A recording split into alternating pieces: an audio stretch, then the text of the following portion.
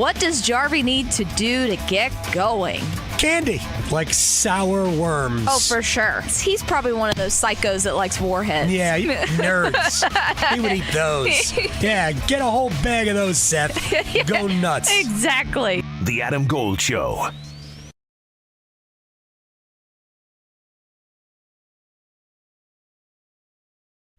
It's the Adam Gold Show. I'm Adam Gold. Victoria producing the program. I talk about hockey a lot. More now than ever. Probably because the television ratings has been through the roof. You see what's going on at Lenovo Center when the Hurricanes are in Vegas. You see what's going on at Red Hat. You see what's going on everywhere. It has taken over. The governor, I believe, Josh Stein, he put the 15th flag up yesterday. Brendan Whitted, our guy, covers. We talk Hornet, we talk hoops all the time, but we're going to talk both hoops and hockey here. I remember, was it last year you went to Game 2 in Washington? Yep, versus the Caps. Yeah. So versus the Caps, that you saw a loss, a Hurricanes loss. No, maybe it was Game 1. It was whatever game it was. Was it 1 or 5? Because Carolina won Game 5 and ended that series. Yeah, it was 5. It was 5. They ended that series in D.C., right? Yeah. In 5 games? I think so. The game I went to, we definitely won. I'm trying to remember what. I think Carolina ended that series in 1 or 5. Canes won the first game, slaving in overtime, and they closed the series in 5 games. Okay. I think I was at Game 1. So Game 1. And I know you're a fan? Yeah.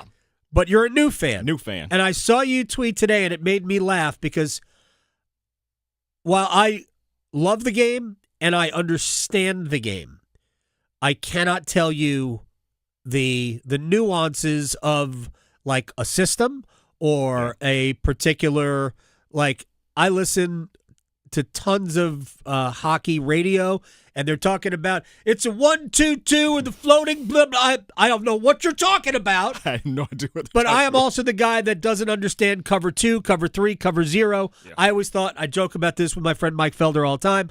I thought cover 0 is when you don't cover anybody.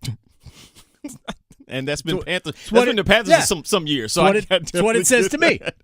But I always found similarities between all sports that I can apply.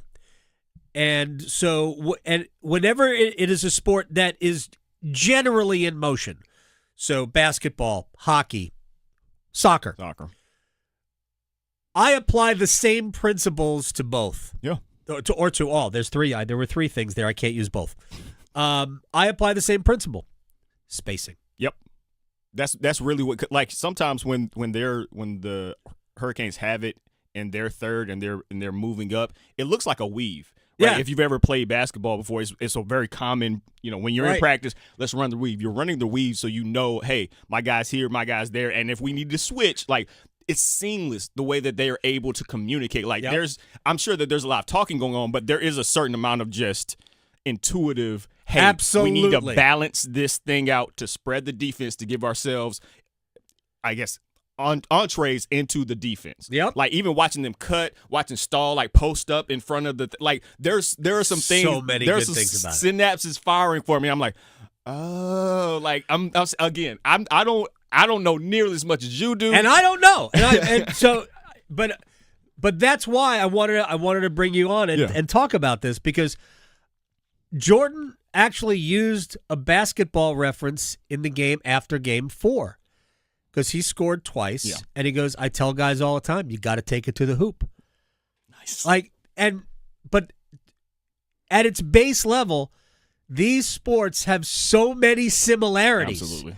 And it is about spacing and reading and understanding where everybody is supposed to be. Basketball is probably more choreographed than the other sports, right?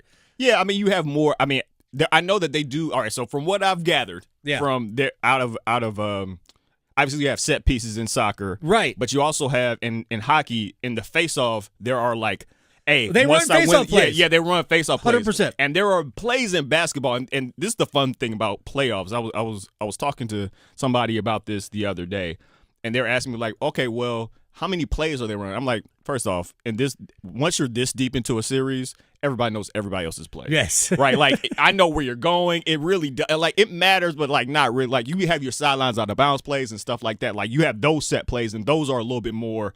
You're a little bit more protective of those. But it's not like football. Like, you would never, oh, my God, somebody's got our place, our set list. Oh, man. Oh, my God. We got to change everything. Basketball's like, hey, man. I mean, there's only so many things you're going to – it's a lot like jazz to me. Okay. There's a lot of improvisation. But there are principles, right? Sure. There are the principles that you want to do. Hey, I want to get to this spot. How do I get to this spot? Let me run a pin down. Let me do some weak side action. Like, there are some things that you want to get to. And as a defense, what you're trying to do is make them go to their third thing, right? Like, because you only got 24 seconds. So I need you to I can't have you do your primary. Your primary is going to be to your best player. I don't really want you to get to your secondary either. Right. Now, once you get to your tertiary thing, hey, man, you're Why also – don't we say thirdary? That's it. I'm sorry. No, thirdary is a good one. I think you should submit that. That's solid. But then you're 2.5 hours sleep, man. I'll do it. You're playing against the clock at that point, right? And so like it's you only have so much time. You only have so much space. These guys are huge people, even those that aren't named Wembanyama. And so like they're huge people. You have a pretty confined space, right? So there's only so much stuff you're going to do. I want you, hey Josh Hart, I want you cutting on this. I want you crashing the boards. OG Anunoby, whew, man, we're gonna talk about that. What a game. So, I know you're here. Yeah. Right. I know you're going to leave us soon. You're going to go to Atlanta, right? Yep. But you're not leaving us before Sunday. Absolutely not. I'm so glad I got a chance. This was completely unexpected. So you've been from here for a while. Yeah. Since 1987. Yeah. Okay. Yeah. So well before I got here. 11 years later. This has become quite a hockey town in my lifetime. Crazy. So I am thrilled by everything I see around town about how everybody's embraced this. It is certainly unifying, but it is awesome to see this, and now everybody this stage. I know we won it in 06. Yeah. It was different though. That was between my freshman and sophomore year in college, and I had an internship to come back to Raleigh, and so I was here, and I remember us winning, but it wasn't this, right? No. Like, I mean, and part of it's social media, right? Like, so you do get a more of a, you get a chance to actually see it, but like, it wasn't this. Like, we got people walking around with like those little hand siren things, just random. Jonathan Stewart has his own siren. I was out at the game one. I went to Moore Square. Okay, for the joint, and like there were just random people with the little siren things, like everybody ending like everything like go Canes, and like you just like it's crazy. It's so. I love the adulation that this town has accepted this sport with. Yeah. Right. Like this was not a hockey spot. No. I mean, how could it have been? This was basketball country, and then to a lesser extent football. But like that's what this was. And yeah, you can make it be like, okay, well, everybody loves a winner, but it's more than that. Like we really embraced this, and I would have never guessed this even after I saw us win the title 20 years ago. But, winning helps, right? Winning definitely helps. But I've told this to a lot of people. Brendan Woodard is in the studio with us. That they won in 06. They got to the final conference final in 09. And then they went into the wilderness. Yeah. And it took probably until 13 or 14. So what is that, 5 years, before fans were starting to check out because the team wasn't good enough. It wasn't so bad that they could draft really high. Yeah. But so it wasn't that you didn't have this, man, they just drafted McDavid. Yeah. They weren't that bad. They would just miss the playoffs. They would lose in the last 2 days, right? Yeah. But it took a while for the fans to leave. But when you know that the fan base is here, is that it came back in year one. As soon as it became apparent that this team was going to make a playoff push, the fans came back. Yeah. And the playoffs, that's what they talked about being the loudest house in the league. Yeah. That was the first year back into the playoffs, and the place was nuts. Yeah. And I mean, we've been in the playoffs ever since. We've been starved for a professional team, man. Like, and Yeah. we love UNC, we love Duke, we love State. Cool. It's different when it's a professional team because everybody's on the same page, right? If I go to a UNC Duke game, half the people hate each other, and that is what it is. But like when it's Hurricanes, that is a certain, I don't know, a bonding thing where, okay, well, I know normally, 70% of the year I'm rooting against you, but now we on the same squad. Now we on the same side. It's a lot of fun. It all depends. They showed John Shire sitting in the corner the day that Con Knipples wound the siren in the second intermission. They booed Shire. Yeah, well, I mean, look, it's still wrong. Right. I don't think they booed Anton Jameson, though, which was interesting to me. That's interesting. Because that's a Tar Heel. Yeah.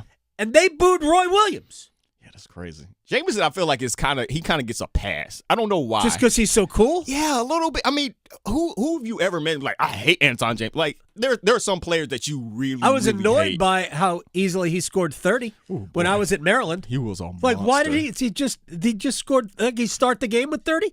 I didn't understand monster. But I think it's like Tim Duncan though. Like, are you gonna boo Tim Duncan? No, you're not. Gonna boo Tim we'd Duncan. never. It's kind of the same. Like they have kind of similar temperaments. It's just kind of just chill and just amazing at basketball. I totally believe that. All right, you excited for Sunday? Oh, absolutely. Will you be at the parade? I don't know when the parade is going to be. Wait, we got to win first. Wait, Yes. Yeah. Okay, I was There's another game to win. Can't jinx it, sir.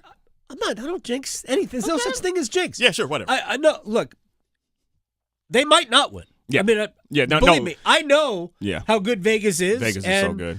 Got to win either Sunday or Wednesday. It would be Game 7 back in Raleigh. It's still crazy that they fired their coach 8 games before the. Well, before they the did end the of right season. thing. No, I mean yes, that was Yeah, but he's a difficult coach. They probably had been thinking about that for a while. They had the guts to pull a trigger though. Like that's hard. That's tough. Kind of amazing. And they ended up winning the division. They went 7-0-1 their last 8 to win the division. They're excellent. They've got incredible players. They're terrifying. They're like this whole series has been terrifying just in terms of there is nothing as such as a safe lead. Like even last night when we went up 4-1, I was like, and then they hit 4-2. I'm like, here we go. I actually was going back and looking at my my Twitter timeline, and after that goal, I'm like, not a great rebound. Yeah. 4-2, 6:11 left. The next 3 minutes are I saw the massive. Yeah. Because Carolina needed to get it to the point where we knew if it stayed a 2-goal lead, Vegas was going to pull it. Yeah. They were going to pull Carter Hart with probably around 3 minutes left. And at 3:09, there was a timeout, or rather a face-off, but it was it center ice? I think it was at center ice. And Carolina won the face-off. So they couldn't pull Hart then. But they got him off at 2:45. And then Nick Ehlers threw the puck in the trash. So that's a penalty. And I think that was at about 2:30. And Carolina had to not only deal with 6-on-5, but it was 6-on-4. Yeah. The only benefit to that is that you can ice the puck for free because it's not icing when you're shorthanded. And there were some chances, but Carolina mitigated that pretty well. They killed that off, and then they skated it out. The power plays felt like that was the thing of the last game. Like they got those great. 2 minors, the double minor, which that gave us a little bit of breathing 4 minutes. Yeah, like that. I was just like, and we've been able to take advantage, even though we were really bad at that previous to this series. We were really struggling. It was not good in the playoffs, but it scored big goals. Yeah. The percentages aren't as penalty kill percentage is important. And then they ended up scoring on their power play, even though they were the first goal. Yeah, their first goal was them on a power play, even though that had been our thing for a while. Carolina has given up, and again, they still have to win another game. I am well aware of that. Carolina has given up 6 power play goals in the playoffs total. Yeah. They have killed off 62 of 68. Yeah. And we haven't seen it in a while. I wouldn't be surprised if we saw it in Game 6 now that I'm going to bring this up. But in the first 2 series, it seemed like there was a 5-on-3 at least once a game. Yeah. Yeah. And the Hurricanes did not give up a 5-on-3 power play goal. They didn't beat themselves. No. And that was They tried. I think I was talking to Dennis Cox about this, but like that was their best overall performance on both sides of the ice last night. They played really, really well defensively, and it's not just the goaltender. I thought Anderson gave up some not great goals, but some of it was just guys just getting behind, especially when they were getting, when the transition from one line to another, guys were just kind of just skating back, chilling, and like floor balance was not great. It wasn't great, and I was just like, bro, like you can do that, like somebody call out the screen, like please. So that was I'm really, really proud. And if you look at Ron Brind'Amour versus Tortorella, John Tortorella, how they've handled the goalies, right? Tortorella was asked, I think, last post game, like, hey, did you think about pulling a goal? And he's like, that's the dumbest question. Even though that Hart has given up, was it the most four or more goals, 5 straight games, most time it's ever happened in the Stanley Cup. Correct. So I didn't think it was a dumb question. I thought it was a very regular question. I mean, John Tortorella is just a little irascible. Prickly. Yeah. Look, irascible. That's a nice one. Thank you very much. Yeah. I like prickly too. And then you look at how Anderson, who had the best goals against, he ends up pulling him, which could not have been an easy decision. It might have been easy given the game. True, but I mean, still, you usually dance with the one that brung you. But just the difference in how they've handled it, I'm just really, really impressed with. He just seems to have a good pulse of the team. Oh, right. It 100% does. All right, now, because we've talked a lot of hockey, I am curious. How does San Antonio possibly recover from getting beat in a game they led by 29? Forget about 29. 29 in the second quarter. It's a lot. Right. But we've seen that 17 before, with under 9 minutes to go. And they contributed a lot to what we saw. How do they recover? I think that's how you do it. I think you show them, hey, maybe don't take that 3-pointer with 16 seconds left on the shot clock. Because there was a lot of those. And there was so many of those. And like their process was bad. Everyone's going to miss shots. That's going to happen. I think they were shooting 50% from 3 up until about halfway through the third quarter. Right. You're not going to shoot that well, like because they were also shooting at a high volume. You're not going to shoot that well for the entire game. The problem was the process. Hey, you guys don't understand what a good and bad shot is right now. Right. And I put that on the coach. There was a couple of things like, Fox made a really poor decision. Well, several poor decisions in the second half. He had a rough game. Second half. Yeah. But like, hey, I'm stole the ball, 10 seconds left. You pull it out and you make them foul you. Right. That's what every book says. The clock is your friend. The clock is your friend. Yes. And so like you wait that extra 2 seconds, you get fouled with 8 seconds left. What I think, if I'm being honest, now part of it is that he's coming off an ankle sprain, so he didn't have the lift that he normally does. Uh-huh. What I really think it was, I didn't think Fox wanted to shoot those free throws. Like, dead serious. He's not a great free throw shooter. He's about a 75% career free throw shooter. But he could have curled. You can curl, and you make them come get you. Make him chase you, and he could have found somebody else. He could have found Stefan Castle, who's got the biggest. Woo! Man, he's got that heart on him. Yes. As a young I love cat. that player. As a young cat. Ooh. He knocked down 2 huge free throws to give them the lead late in that game. And he also hit the shots in game 3. He's an awesome player. He's an awesome player, but theoretically you would want it in Fox's hands because one, he was a closeout player of the year last year, right? In terms of like his crunch time numbers, his shooting splits were really good, and he's your veteran, right? Like they brought him in for this specific thing. So for him to make that sort of poor decision there, that's rough. Like that's rough on a couple of accounts. If you're asking me what maybe they need to change, Fox is a good player. He had a I think a brain fart or maybe a little bit of fear about those free throws.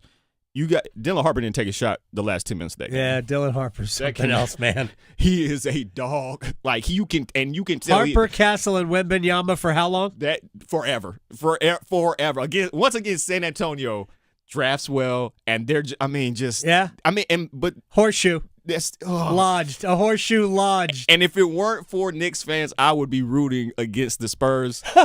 But man, my inbox is blowing up. Shout out to Mikey B.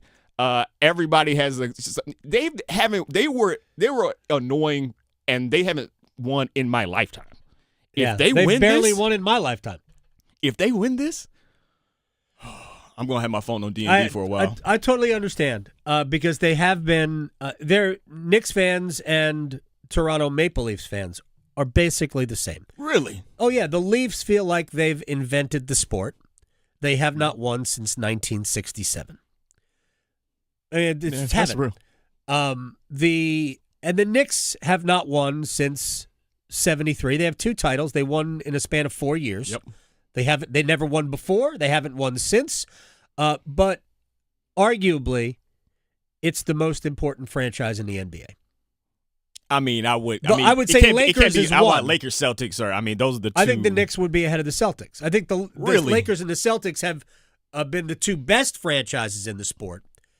But I would argue that the most important franchise to the league. Why? Because the size of the market? The size of the market, the fact that more so than if you made everything equal, put every team in New York City great, the Knicks own the town.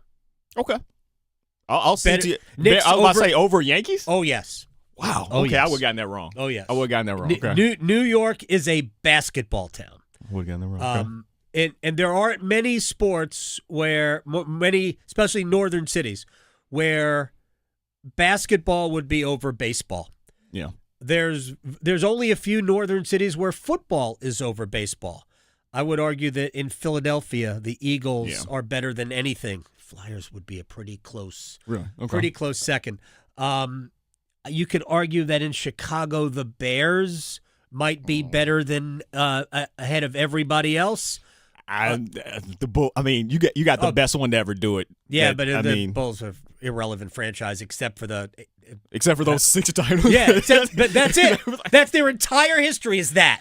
I mean, they've been bad before and after. Yeah, but the Bulls Bears have haven't been good in a while. No, but the Bears have been around since the taming of the shrew. I got you. Nice. When the earth cooled, the Bears ruled the league. So I think in terms of northern cities, it's almost always about baseball. But in New York, nah, man, I would have gotten that wrong. It's about the Knicks. So I grew up a Knicks fan. Yeah.